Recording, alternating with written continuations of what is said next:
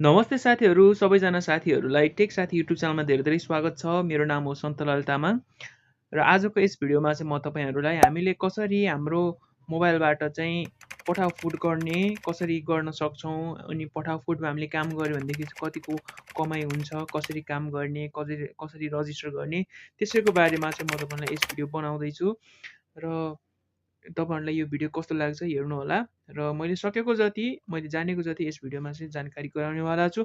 आउनुहोस् आजको भिडियो हामी सुरु गरौँ। यदि तपाईँहरू चाहिँ हाम्रो टेक साथी युट्युब च्यानलमा नयाँ हुनुहुन्छ भने च्यानल प्लिज सब्सक्राइब गर्नुहोला साथीहरू। र यो टेक साथी युट्युब च्यानलमा चाहिँ यस्तै ट्युटोरियल र तपाईँहरूलाई हेल्पफुल हुने खालको भिडियोहरू चाहिँ म लिएर आउने गर्छु। र तपाईँहरू कमेन्ट गर्नुहोला कुन टपिकमा चाहिँ भिडियोहरू हेर्न चाहनुहुन्छ, कस्तो टपिक के चाहिँ लिएर आओस्, अथवा कुनै तपाईँहरूलाई क्वेरी कुनै क्वेसनहरू छ भनेदेखि कमेन्ट गर्नुहोला, म त्यसको रिप्लाई पनि गर्नेवाला छु। आउनुहोस् आजको भिडियो हामी सुरु गरौँ। पठाउको बारेमा कसरी रजिस्टर गर्ने भन्दा अगाडि पठाउ चाहिँ के हो होइन, त्यसको बारेमा चाहिँ थोरै जानकारी गराउँछु।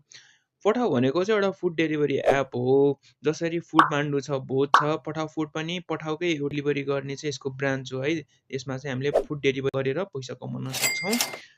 अनि पठाउ फुड चाहिँ कसरी गर्ने भन्दाखेरि सुरुमा चाहिँ तपाईँले यसको लागि रजिस्टर गर्नुपर्छ। रजिस्टर गर्नको लागि चाहिँ तपाईँले बानेश्वरमा रहेको नवसृजना मार्गमा भएको चाहिँ पठाउको अफिसमा गएर तपाईँले यसको चाहिँ रजिस्टर गर्न सक्नुहुन्छ, आफ्नो एकाउन्ट बनाउन सक्नुहुन्छ।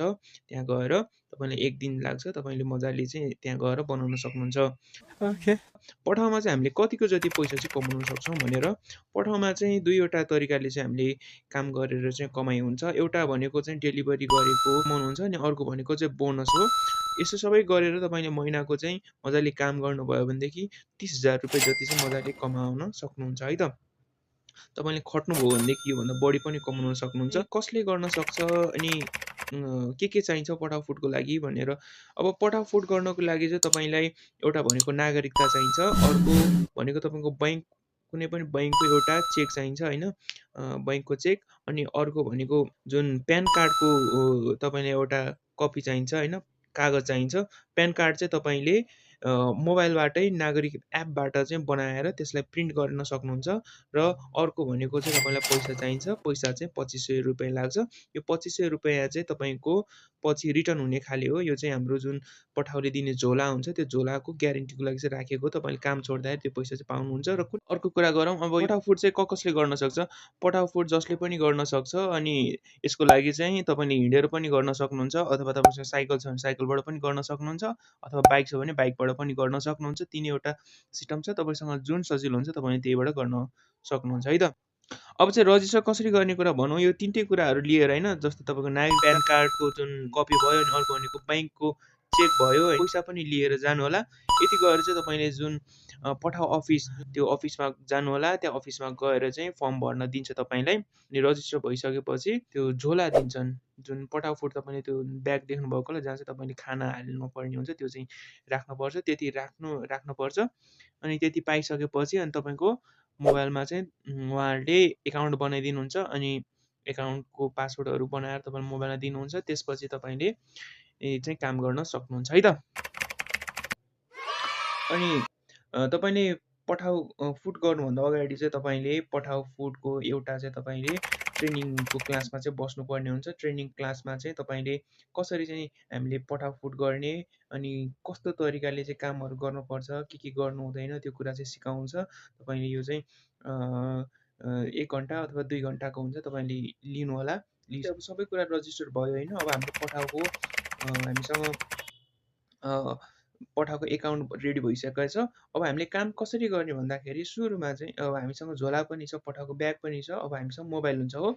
मोबाइलमा चाहिँ सबैभन्दा अगाडि हामीले अन गरेर राख्छौँ, पठाउ फुड अन गरेर राख्ने। अनि त्यो अन गरेकोमा चाहिँ उताबाट कस्टमरले चाहिँ हामीलाई अर्डर पठाउँछ। अर्डर त्यसलाई चाहिँ हामीले एक्सेप्ट गर्नुपर्छ। एक्सेप्ट गरिसकेपछि चाहिँ अनि त्यहाँ कस्टमरको नम्बर हुन्छ, नम्बरलाई कल गर्ने। अनि कल गरेर चाहिँ हामीले सोध्ने कि म्याम सर हजुरको अर्डर चाहिँ कन्फर्म हो भनेर सोध्ने। अनि उताबाट चाहिँ कस्टमरलाई सोधिसकेपछि कस्टमरले कि त यस भन्छ कि त नो भन्छ होइन। अब धेरैले यसै भन्नुहुन्छ। जुन अर्डर छ, अर्डर चाहिँ हामीले प्लेस गर्न पऱ्यो त्यसपछि चाहिँ अनि हामीले रेस्टुरेन्टमा कल गर्ने कि सर म चाहिँ पठाउबाट हो, पठाउबाट चाहिँ एउटा अर्डर प्लेस भएको छ भनेर भन्ने। अनि उता चाहिँ चेक गर्छ छ कि छैन भनेर, अर्डर आएको छ कि नै भनेर होइन।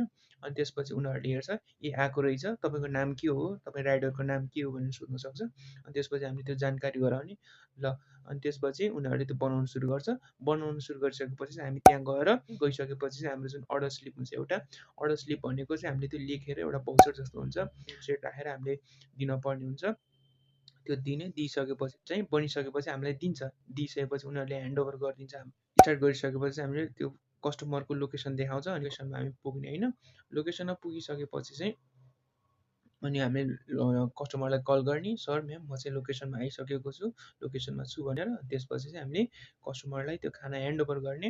कस्टमरलाई खाना ह्यान्डओभर गरिसकेपछि कस्टमरले चाहिँ हामीलाई पैसा त्यो पेमेन्ट गर्नुहुन्छ। कस्टमरले क्यासमा पनि गर्न सक्नुहुन्छ, अनलाइन पनि गर्न सक्नुहुन्छ, नमिल्यो।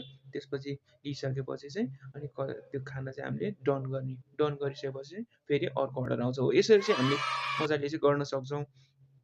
त्यस्तो गाह्रो छैन। मैले भन्दाखेरि अलिकति लामो भएको जस्तो हुनसक्छ, तपाईँहरूलाई अलिक गाह्रो छ होला भनेर तपाईँहरूलाई लाग्न सक्छ, तर त्यस्तो केही छैन।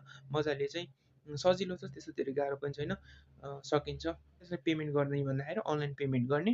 तपाईँले चाहिँ एउटा छिटो पैसा भन्ने एप्स हुन्छ, तपाईँले त्यहाँ पठाएको अफिसबाटै उहाँहरूले खोलिदिनुहुन्छ। अनि छिटो एप्समा चाहिँ तपाईँले लोड गर्नुपर्छ। छिटो पैसामा पैसा लोड गर्न चाहिँ तपाईँले ब्याङ्कबाट मजाले सक्नुहुन्छ। एकदमै सजिलो छ, त्यस्तो गाह्रो छैन। यहाँ भन्दाखेरि मैले अलिक कम्प्लिकेटेड जस्तो लाग्यो पनि त्यस्तो गाह्रो छैन, मजाले चाहिँ गर्न सक्नुहुन्छ। तपाईँहरूलाई कुनै पनि क्वेसनहरू अथवा केही कुरा बुझ्नु भएन भनेदेखि तपाईँले मलाई भन्न सक्नुहुन्छ है त। म त्यसको रिप्लाई गर्नेछु अथवा भिडियो बनाउन सक्नेछु।